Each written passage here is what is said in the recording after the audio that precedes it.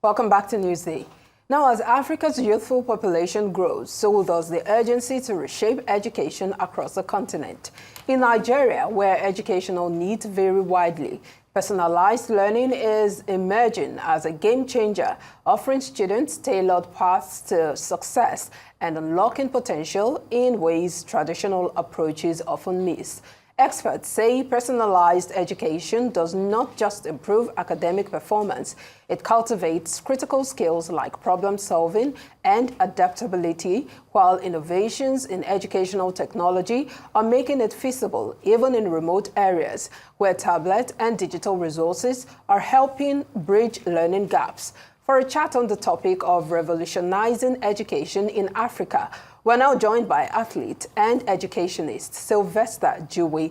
He will be discussing the transformative power of personalized education and the inspiring effect of your school visits. Thank you for joining us. Good afternoon. Thank you. Good to see you again. Oh, my pleasure. Now, let's begin with your story, your background. Of course, how you grew from your days of being a sport enthusiast to going into education, using AI to transform education. Tell us your story. I think the critical part of my story is the fact that I was a dyslexic child in a classroom of about 100 students, and I was completely lost.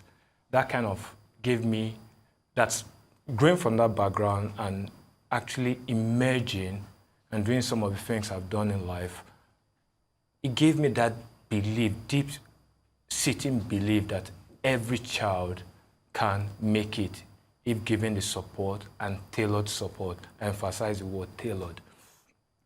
Secondly, another aspect that actually motivates me is the fact that I was a teacher in a class of 6 students and also a teacher in a class of 30 students. Being a teacher in a class of 6 students, I was able to develop relationship with students at an individual basis, understanding them and tailoring their education and learning to their interest, their aspiration, which might not be too high sometimes, but tailoring their learning gave them self-belief, and that drove their aspiration. So when I pull these learnings together from the worlds of education, integrate it with my understanding of AI, I started thinking of, how can we now personalize learning for those classes in Africa and elsewhere that have about 100 students?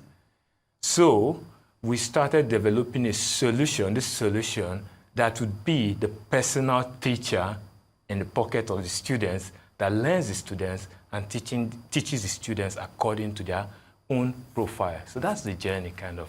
All right, Sylvester, still talking about personalized learning. What are the prospects here, and what are the limitations?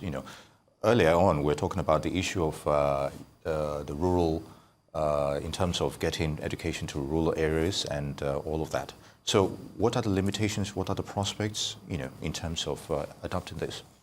I think let's look at the prospects. I look at strengths more than limitations. And the prospects are first, it builds the child's self-efficacy, their self-confidence.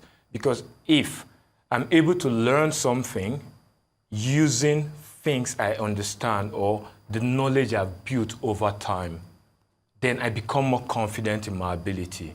So the strength of personalized learning is every child would be learning at their own pace, according to their profile, in such a way that they meet their own goals. So at the expense of a school curriculum? No. I would say in addition to the school curriculum. In fact, I wouldn't say it's integrated in the school curriculum. Okay. Kind of. It's integrated in the school curriculum and it runs with the school curriculum. Good. So it's not a case of either of, but and. Right? Then, that's the first part. The second part is, I want every child to be prepared for the future. Right now, most of the times, right now, education is more preparing them for the now or the past. Okay. The world we're encountering today wasn't the world we expected when we were in high school. Sure. So, but by developing certain skills, lifelong skills, we are prepared for the future. And personalized education offers us those opportunities, particularly using advanced technology. Because the technology can teach, for example, if I've got a maths lesson, I'm able to, within the same maths lesson, teach a couple of lifelong skills, and in other subjects, the child begins to actually learn how to solve problems, not just the mathematical problems. If I may come in, Chris, accessibility to that advanced technology you're talking about That's in the our weakness society. now. Yes. That's the weakness. To address that problem, the first thing we need to realize, if we take the hands of time, maybe about 10 years ago, the internet, mobile, digital penetration is a lot lower than it is today. I think it, at the moment, annually is about 10% growth in access to digital technology, be it internet, phones. So it might not be as good as we want it to be. Higher. Of course, it's growing. It shouldn't be growing. It's growing at a rate of 10% per year. So if it's going at that rate, then it's good enough now to start demonstrating impact. And when we say students having access to these devices, it might not necessarily be the students. If the parents have access to the devices, they can give it to their children, maybe an hour a day. Then the schools in the near future, some schools in some states, I know of Edo State, they provided tablets for schools or students themselves. So if a school has maybe a computer room or 2 computer rooms, they build up a schedule where students go in to use these devices for personalized learning. It is actually better than nothing. I know that there's so much to explore on this topic, but we really do not have much time. So I'd like to know, I don't know if you still go through, if you still have dyslexia, and I would like to know how you're using your opportunity or how you were able to overcome, the challenges that come with that disability, how you're using it to help other children to overcome their challenges too. I think the question, I'm dyslexic and I'm still dyslexic. I still struggle to read my handwriting. It's not obvious.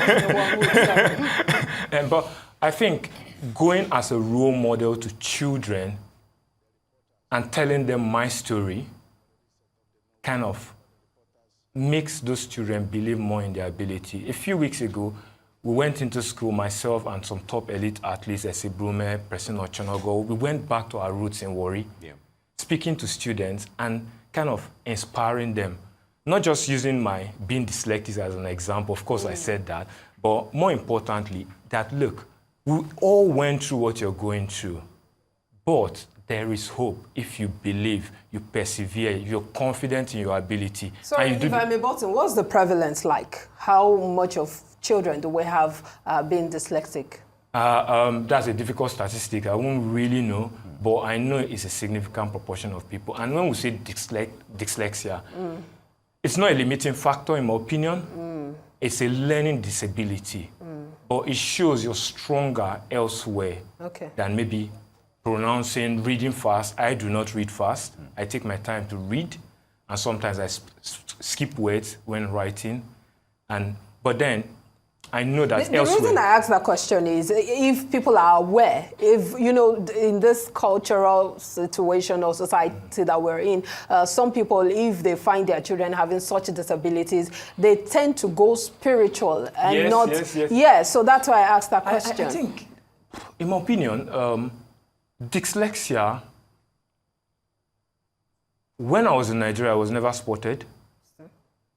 I only discovered I was dyslexic when I was studying for my master's at Cambridge. But I still remember clearly when my SSC result came out, the first subject I went to check was English. To be sure I passed it. I didn't even bother myself checking maths because I was confident I'll pass maths. But English, I would know that, look, my essay writing might not be good enough. I must have.